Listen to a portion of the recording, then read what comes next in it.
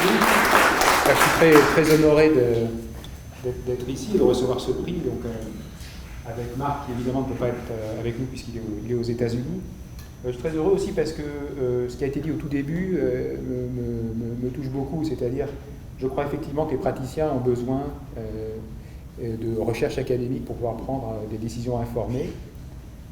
Ayant été récemment admis au conseil scientifique du PRI, je peux voir que tous ces efforts des académiques sont aujourd'hui mis à disposition de tous les investisseurs, plus de 3000 organisations qui souscrivent au PRI, et que ce dialogue se nourrit et enrichit à la fois la pratique grâce aux articles qui ont été primés, ou des thèses qui ont été primées, ou des mémoires, pour être exhaustif, qui ont été primées aujourd'hui, mais aussi que la recherche s'enrichit de la confrontation avec la pratique.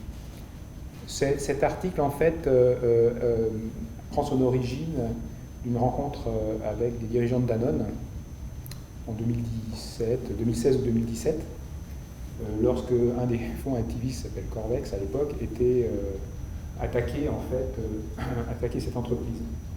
Et la discussion avec les dirigeants nous a amené à l'Institut Society Organizations, que j'ai le plaisir de diriger, de réfléchir avec des collègues en comptabilité et des collègues comme Marc, qui était à l'époque à HEC, en stratégie, à chercher à répondre à la question qui nous était posée par les praticiens, c'est de savoir mais quel est effectivement l'impact réel des fonds activistes lorsque des entreprises veulent développer des stratégies à long terme, alors qu'on sait qu'évidemment la mission qui est confiée par les investisseurs dans ces fonds est de rapporter, de ramener, de raccourcir l'horizon de temps pour leur apporter effectivement des retours importants.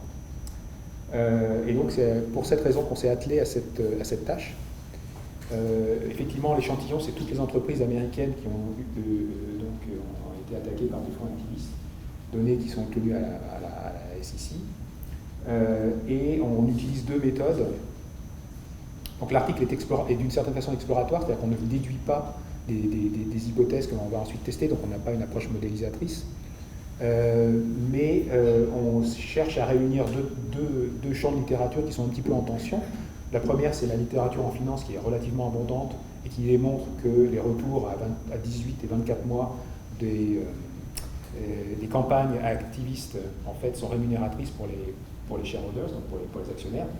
Et de l'autre côté, on a en management une littérature qui porte sur les conséquences en termes de développement durable de ces mêmes actions, et qui tend à dire que, comme ils cherchent à ramener, l'horizon temporel plus court, plus près, effectivement, tout ce qui est à plus long terme va plutôt passer à la trappe, et on va restructurer les entreprises et ramener les cash flows pour ensuite pouvoir payer des dividendes ou augmenter la valeur de l'action total shareholder value. Donc, on se posait ces questions et on se dit, bon, ben, effectivement, si on étend un petit peu l'horizon temporel, au lieu de regarder à 18-24 mois, mais qu'on va jusqu'à 4 ou 5 années, quels sont les effets de l'entrée au capital de ces... Donc là, c'est vraiment l'entrée au capital. C'est pas parce que parfois, il y a des campagnes qui sont un peu des menaces, qui peuvent faire varier les cours, il peut y avoir d'autres stratégies des hedge funds. Là, c'est vraiment l'entrée au capital. Quels sont les impacts de ces entrées au capital sur la performance financière? On va regarder le market to book value, le Tobin Q, on va regarder la profitabilité en termes de return on asset, et puis les cash flows, par exemple. Et puis d'autre part, quelles sont finalement les conséquences pour la performance non financière? Donc on utilise une source de données que certains d'entre vous connaissent, qui est KLD, qui a des avantages et des inconvénients. Et donc effectivement, sur la deuxième partie, on ne peut pas avoir pour tout l'ensemble des 1400 entreprises qui ont été attaquées des données de KLD. Donc notre échantillon va donc réduire. Donc il y a des limites un petit peu méthodologiques, mais je pense qu'on fait presque mieux que l'on pouvait faire avec les données disponibles.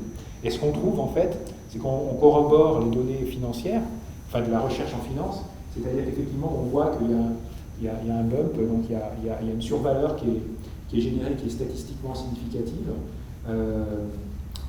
sur les deux premières années.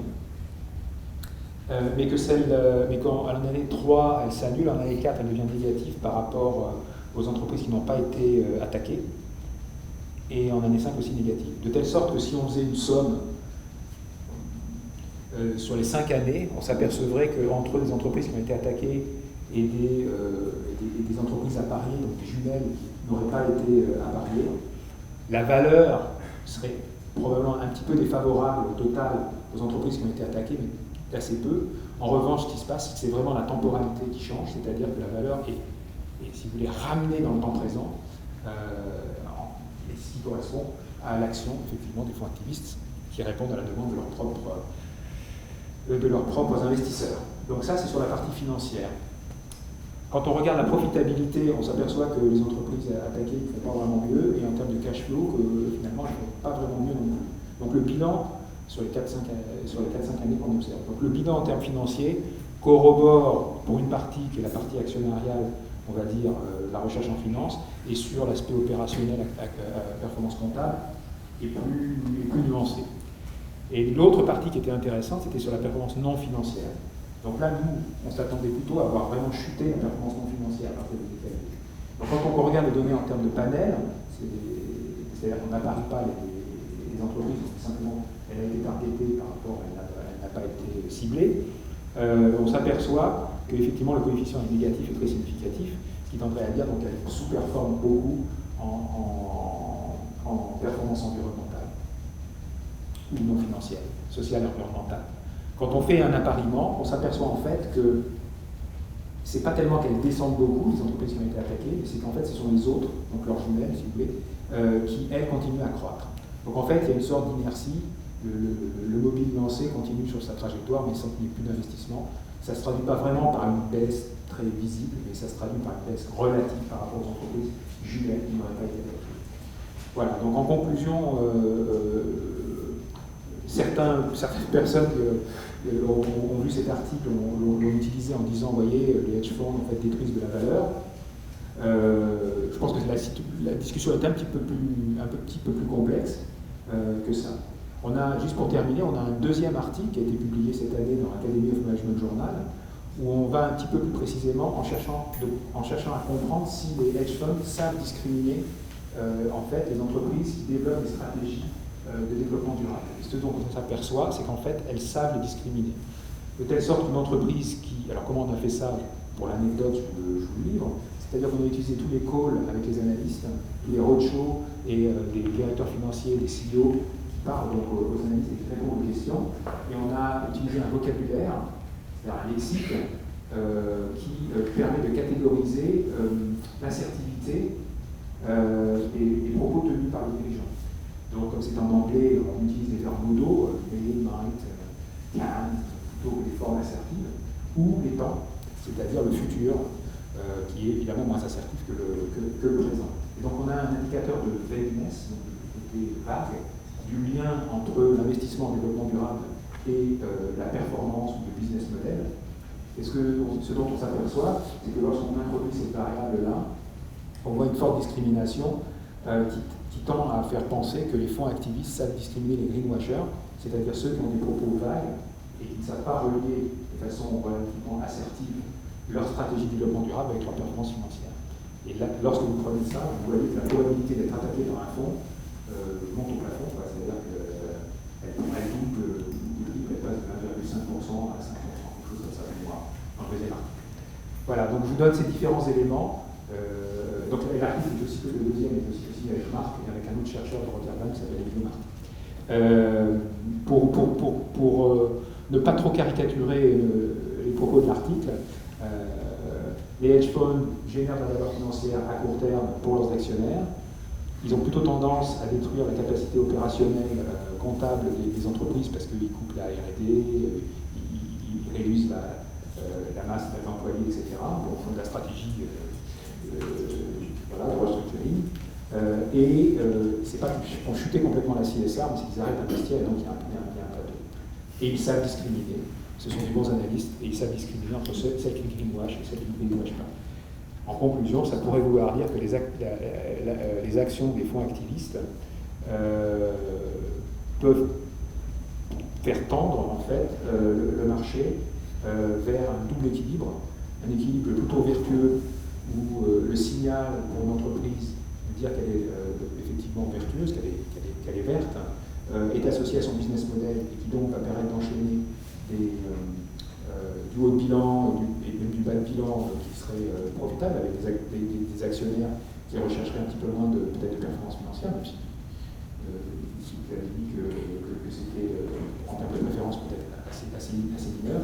Mais même en termes de crédit, on sait très bien que les prêteurs sont prêts à rabaisser en fonction de critères de développement durable le coût du capital au niveau de la dette.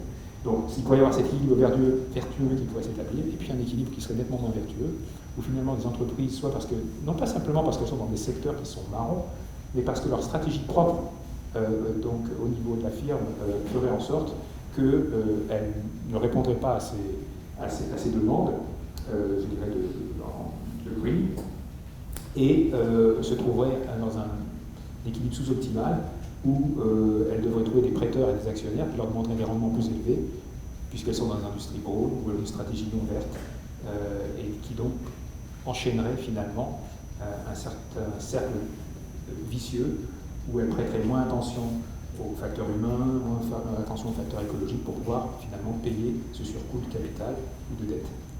Voilà, merci beaucoup.